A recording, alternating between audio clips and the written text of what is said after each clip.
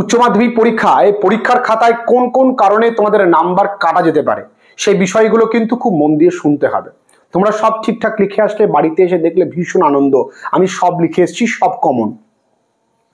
যদিও আমি এই কনসেপশনটা ভেঙে দিয়েছি এবং চেষ্টা করছি ভাঙবার, আগামী দিনে অবশ্যই আরো পারবো।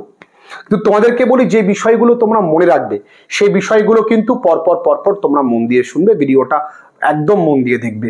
এবং তোমাদের জন্য দুদিন আমরা পরিশ্রম করছি, তোমাদের সঙ্গ কিন্তু চাই, তোমরা পাশে থেকো। আগামী দিনেও তোমরা কিন্তু একেবারে ভেবো না শুধুমাত্র ক্লাস 12-এর মধ্যেই তোমাদের এই প্রিয় চ্যানেল সীমাবদ্ধ। আগামী দিনে চাকরির পরীক্ষা এবং চাকরি পাওয়া পর্যন্ত তোমাদের এই স্যার কিন্তু খেটে যাবেন। তোমাদের জন্য ইংরেজির গ্রামার ডাইজেস্ট কোর্স রয়েছে, তোমাদের জন্য ইংরেজি স্পোকেন ইংলিশ কোর্সেস রয়েছে, সবকিছু তোমাদের জন্য রয়েছে। তাছাড়া গ্রামারের প্রচুর ভিডিও আসবে, চাকরির পরীক্ষার প্রচুর ভিডিওস আসবে। সুতরাং চ্যানেলটা তোমরা অবশ্যই কিন্তু সাবস্ক্রাইব করে রাখো।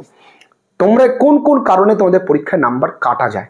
1 নাম্বার, খাতা কিন্তু নিট অ্যান্ড ক্লিন লাগবে।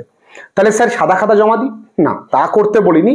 খাতা আমি নিট অ্যান্ড ক্লিন বলেছি, যে ঠিকঠাক একদম দুটো শব্দের মধ্যে ফাঁকা, দুটো লাইনের মধ্যে নির্দিষ্ট গ্যাপ দেবে এবং চেষ্টা করবে নীল কালির পেন দিয়ে লিখতে। অনেকে বলবে স্যার আমি তো স্যার কালো কালির পেন দিয়ে লিখি। কোনো সমস্যা নেই, কালো কালির পেন দিয়ে লিখলে কি কাটাকাটি করলে একটু চোখে বেশি পড়ে, তাই চেষ্টা করবে নীল কালির পেন দিয়ে লিখতে, কালো কালি দিয়ে পয়েন্ট আউট করতে। কবিতার লাইনগুলো অবশ্যই ইনভার্টেড কমা দেবে। কোনো কবিতার নাম, কবির নাম, লেখকের নাম, গল্পের নাম ভুল লিখবে না, তাহলে পুরো প্রশ্নের উত্তরটা কিন্তু কেটে দিতে পারে। বিশেষ করে উইলিয়াম শেক্সপিয়ারের নাম, তোমরা যা শেক্সপিয়ার বানান লেখো সে বানান তো ভাববার বাইরে।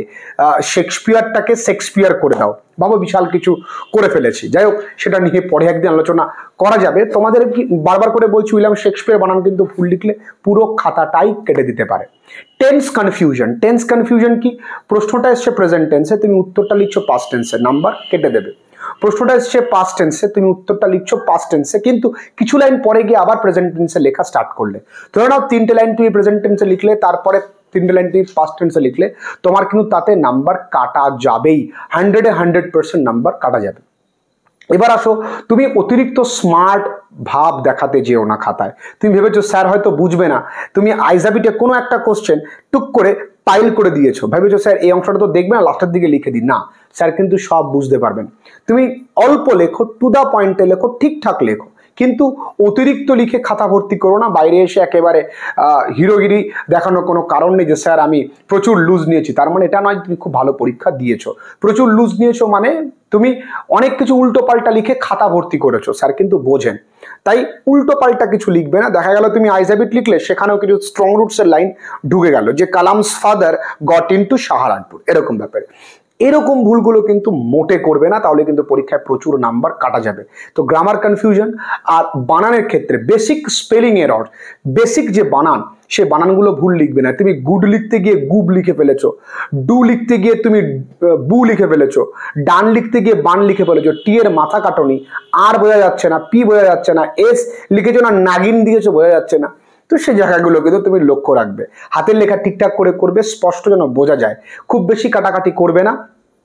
আর প্রত্যেক খাতায় মাতব্বরি করে পিটিও লেখার কোনো প্রয়োজন নেই, তাহলে পেটাবে এসে কেউ একজন। পিটিও তুমি করছো, তুমি যেই জায়গাটায় দরকার সেই জায়গাটায় তুমি ঠিকঠাক করে লিখবে। এই বিষয়গুলো মনে রাখবে। আর এসে কেউ তোমাকে 8টাই লিখতে হবে এমনটা নয়, ঊর্ধ্বে 6টা, এর বেশি লিখবে না। 8টা অ্যাটেন্ড করলে কিন্তু স্যার রেগে যাবেন। ঊর্ধ্বে 6টা, এর বেশি কিন্তু লিখবে না। বারবার করে বলছি, যদিও লেখার নিয়ম 4টে, তবুও তুমি 6টা লিখতে পারো।